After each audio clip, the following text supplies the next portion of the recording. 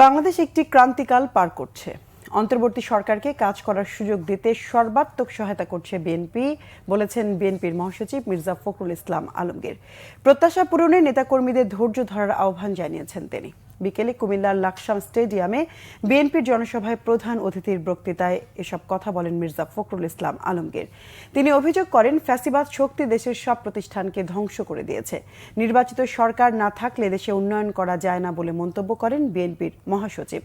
BNP অন্যায়ের সঙ্গে মাথা নত করে না উল্লেখ করে তিনি বলেন, অন্তর্বর্তী সরকারকে সমর্থন দিয়ে যাচ্ছে বিএনপি। নেতাকর্মীদের ধৈর্য ধরার আহ্বান জানিয়ে যতটুকু দরকার ততটুকু সংস্কার করে দ্রুত নির্বাচন দেওয়ার তাগিদ দেন তিনি।